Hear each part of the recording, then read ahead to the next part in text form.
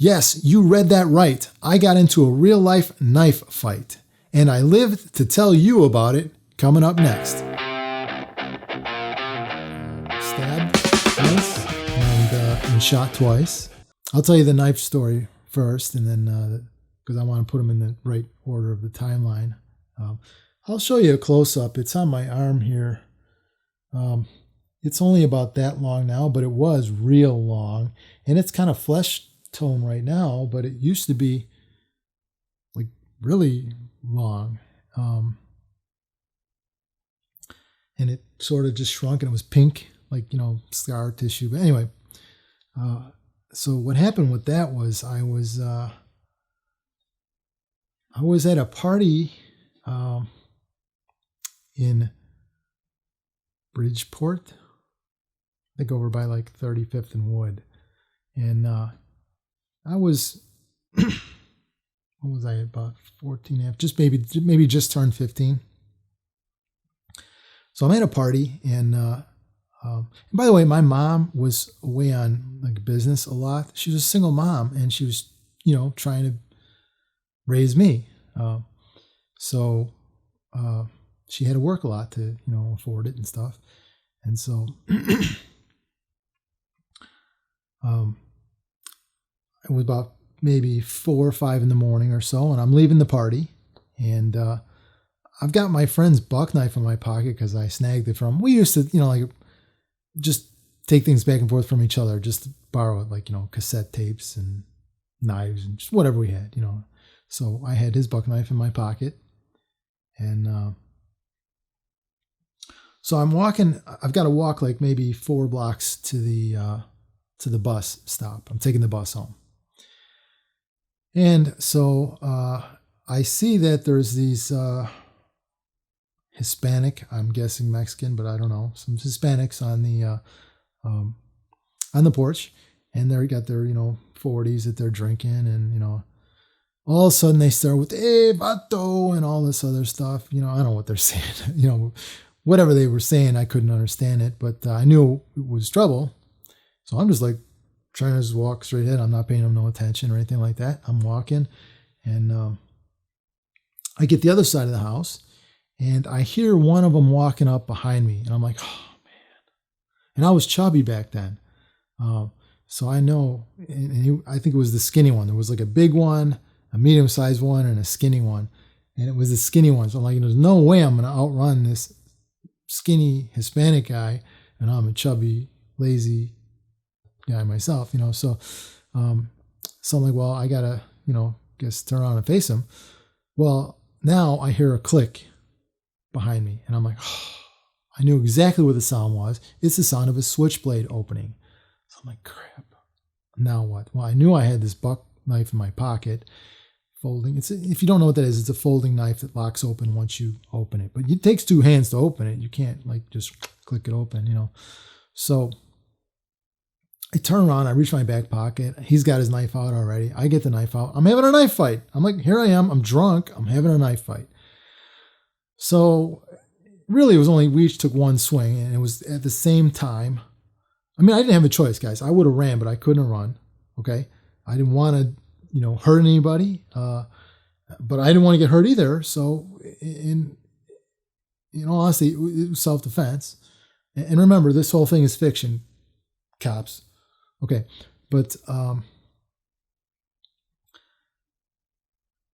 so he swings like this across, and I just went like that. And he got me in the arm as I got him kind of right underneath the rib cage. And I felt it go in all the way down to my, hand. And he went to the ground. I saw the expression on his face. He was kind of shocked that I got him. He's like, oh, and then he like went down to the ground and dropped his knife. So I picked up his knife, and now I got these guys coming off of the porch chasing after me. I'm like, well, I got half a block, ahead of them now, lead head start, whatever. So I ran. I had 2 blocks more to go to get, or maybe a block and a half, something like that, more to go to get to the bus. I run across the street because my bus is going to go the other way, but it's coming as I'm running. luckily, I'm like, this is something I've moved or something, but that's not really my luck, you know. But the bus comes, and I'm like trying to get in before he's even got the door open. I get in. The driver sees I'm covered with blood. You know, you bleed even a lot more when you're drinking. Your blood is thin, and I'm just bleeding like a stuck pig. And he's like, he looks over at them, and here's me standing. He looks over at them. He's like, are they coming for you? Or no, what did he say? He said, I'm guessing I shouldn't let them on. And I'm like, no, go, go. And he's like, okay. And he just left. You know, he pulled away. And yeah, and I had to take that to another street and take another bus where I had to wait for that bus. And by the time I got home, I had lost so much blood, and there's puddles of blood where I was sitting in the bus.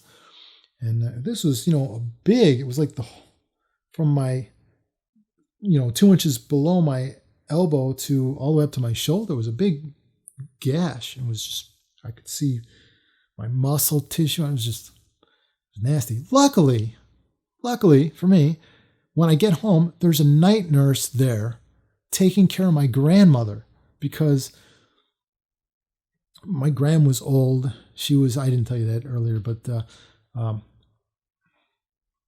don't know what age she was, but she was like in her 90s when she died. So she was pretty old, and she was starting to, like, you know, lose it.